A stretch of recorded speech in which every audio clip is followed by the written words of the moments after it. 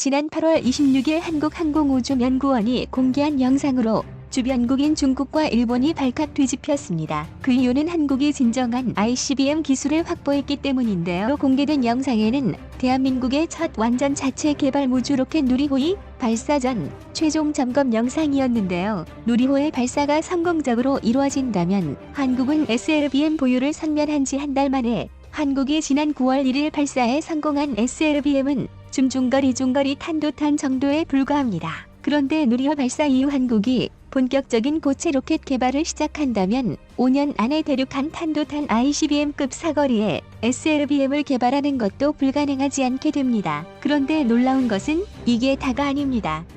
미국의 반발을 무려한 우리 군이 SLBM 발사 직전 한 발 빠르게 움직여 미군과 접촉한 사실이 공개됐는데요. 지난 8월 25일 박민호 공군 참모총장은 존 레이먼드 미 우주군 참모총장의 공식 초청을 받아 미국 우주사령부를 방문했습니다. 미국 8월 26일에는 무주지휘관 회의에 참석해 우주작전, 무주조직은 물론 우주 인력의 교육 및 전문화, 민군 우주 협력에 대해 논의했습니다. 이번 행사에는 미국, 영국, 일본, 캐나다 등 미국의 핵심 동맹들이 모두 참석했는데요. 사실상 중국을 견제하기 위한 반중 동맹 모임이라고 해도 과언이 아닙니다. 또 해당 모임에서 우리 군이 SLBM 실험을 미국에 통보하고 협력을 요청했는데 이를 증명하는 사례가 한국의 SLBM 발사 성공이 보도되자마자 전 미국 대사이자 태평양 방면 사령관이었던 해리 해리스가 축전을 보낸 것만 보더라도 미국이 미 사실을 사전에 말았고 한국에게 협력했다는 것입니다. 여기에는 한국을 반총우주 동맹의 최전선으로 삼고자 하는 미국의 의도가 숨어 있습니다. 함부로 휘둘렸다가는 한국만 크게 손해를 볼 수 있기 때문에 하지만 반대로 미 상황을 잘만 이용한다면 큰 이득을 볼 수도 있습니다. 그렇다면 어떻게 해야 한국을 둘러싼 강대국들의 우주 경쟁에서 한국이 살아남을 수 있을까요? 그래서 준비했습니다. 오늘은 한국의 국방력을 비약적으로 올릴 수 있는 우주 정책에 대해 말해보겠습니다. 미국은 현재 중국, 러시아와 무주 패권을 두고 치열하게 경쟁 중입니다. 특히 올 초부터 여름까지 러시아와 오랫동안 기싸움을 벌였습니다. 러시아가 더 이상 국제 무주 정거장에 참여하지 않을 것이라는 말까지 나올 정도였는데 경쟁이 하도 치열하다 보니 아이들 싸움만도 못한 자존심 싸움까지 일어나고 있습니다. 지난 8월 13일 미우주항공국 나사가 러시아 면밤우주공사 로스코스모스를 강하게 비판하는 일이 있었습니다. 그런데 내용이 의미 없을 정도로 굉장히 유치한데요. 요약하자면 우리 조종사의 정신 상태는 멀쩡하다는 내용이었는데 러시아 언론이 지난 2018년 있었던 국제우주정거장 드릴 사태의 범인이 정신이 이상해진 미국 우주비행사라고 주장했기 때문입니다. 이 사건 내용 역시 황당하기 그지없습니다.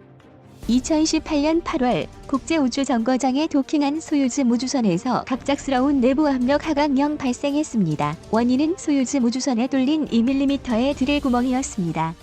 러시아 측에서는 이 구멍을 낸 범인이 장기간 무주 거주로 정신이 나간 미국 측 우주비행사라 주장했습니다. 결국 이 드릴 사태는 로스코스모스와 나사의 정면 충돌로 확대됐다가 두 기관의 수장들이 회담을 한 뒤에야 문제가 일단락됐는데요. 그런데 무주 경쟁이 심해지면서 이를 러시아 언론이 다시 보도해 문제가 심각해지고 있습니다. 이와 더불어 중국 역시 가세하고 있는데요. 지난 5월 15일 중국의 화성 탐사선 태논 1호가 화성 유토피아 병원에 착륙했습니다. 태논 1호는 2020년 7월 23일 참정 15호 로켓에 실려 발사됐습니다.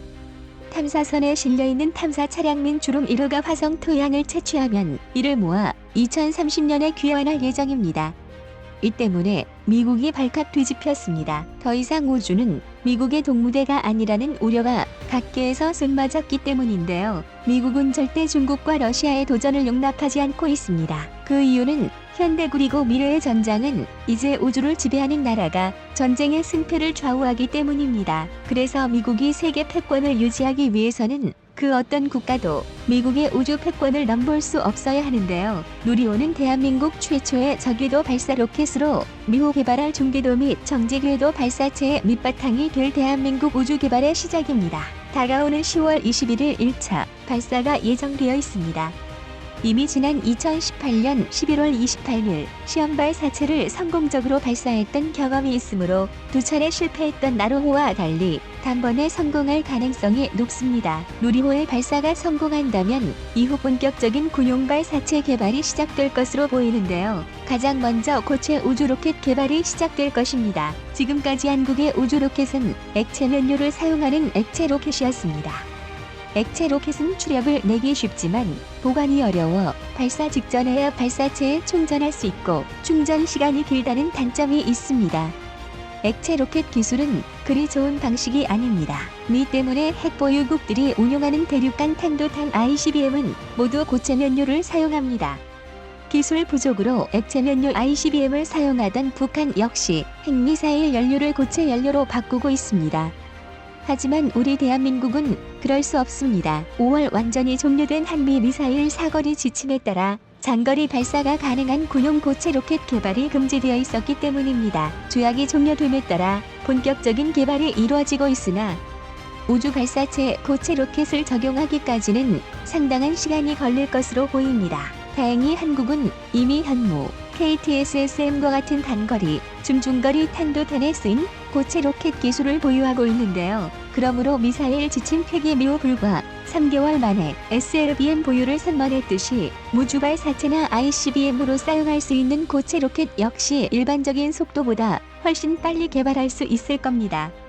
외부의 압력 역시 이제는 걱정할 필요가 없습니다.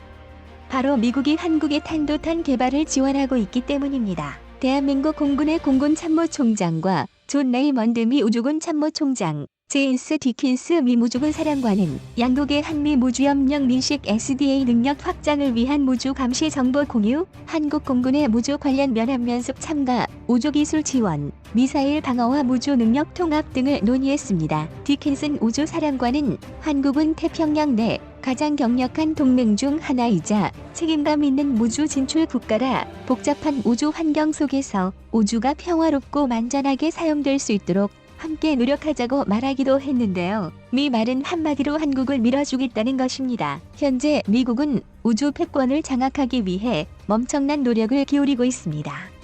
특히 지구 전체를 감시할 수 있는 라그랑주 포인트는 작은 천체인 지구가 다른 천체들과 공전하면서 당기는 힘이 001되는 지점을 말합니다.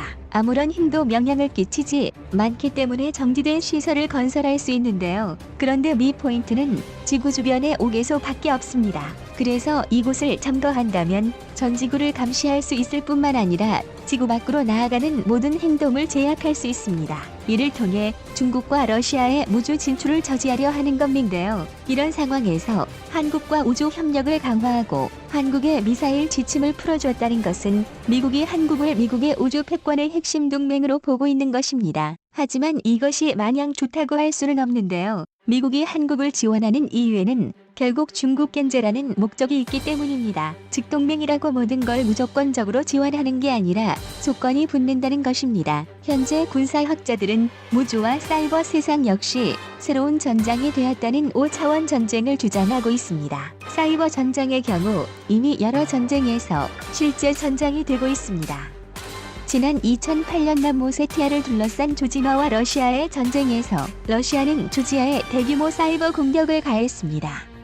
이로 인해 전쟁 중 조지아의 통신망이 완전히 마비됐습니다. 또 지난 2010년 미국과 이스라엘은 정밀 타격형 사이버 무기 스톡스넷을 이용해 이란 원전에 공격을 가해서 란의 핵개발 프로젝트가 크게 지연됐는데요. 또한 스톡스넷 이후로는 사전의 사이버전은 더욱 발전해 전쟁 전 모든 준비를 마친 뒤 순식간에 공격을 끝내는 제로데이 공격 등 지능적이고 지속적인 위협으로 발전하고 있습니다. 또 세계 각국에서 벌어지고 있는 여러 분쟁과 내전에서는 SNS를 이용한 섬전, 선동이 거의 필수로 받아들여지고 있습니다. 그리고 이렇게 사이버 세계가 땅과 바다, 하늘에 이은 새로운 전장으로 부각되면서 무주 역시 새로운 전장이 됐습니다. 현재 인류가 사용하는 통신망의 상당수는 마직 유선입니다. 우리가 사용하는 인터넷 역시 해저 케이블을 통해 이어져 있는데요. 그러나 무선 통신이 발달하면서 점차 위성에 대한 의존이 늘어나고 있습니다. 당장 우리가 사용하는 스마트폰만 하더라도 위성으로부터 통신을 중계하고 기상 정보와 위치 정보를 제공받습니다. 이는 군대 또한 마찬가지인데요. 좀 더 정확히 말하면 군대야말로 위성 의존도가 더 심합니다. 군사강국들이 자랑하는 정밀유도 무기들은 위성이 제공하는 GPS가 없다면 제 성능을 발휘할 수 없으며, 위성이 제공하는 통신망 없이 여러 장비와 부대를 네트워크로 연결한 지휘 통신망을 유지할 수는 없습니다. 세계 최강 군사 강국인 미국 역시 마찬가지입니다.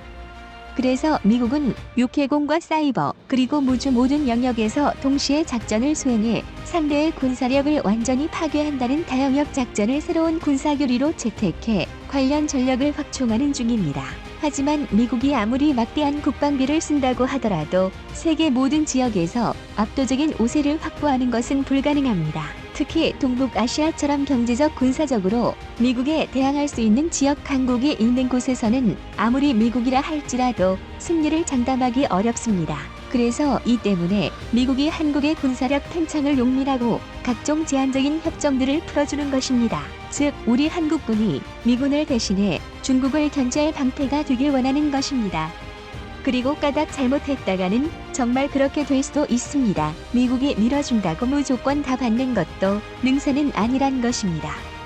그렇다고 무조건 거절하는 것도 답은 아닙니다. 동북아가 혼란한 이때가 아니라면 SLBM 개발이나 원자력 잠수함 건조 같은 민감한 사안들은 미국의 방해 없이 추진하기 어렵기 때문입니다. 그렇게 되면 자주국방 역시 요원해지는데요. 한마디로 지금의 한국은 이미 호랑이 등에 탄 상황이나 마찬가지이니 이왕 받는 도움을 잘 쓸 수 있도록 현명하게 대처해야 한다는 것입니다. 다행히 우리 군 관계자들은 이를 잘 이해하고 있는 것 같습니다.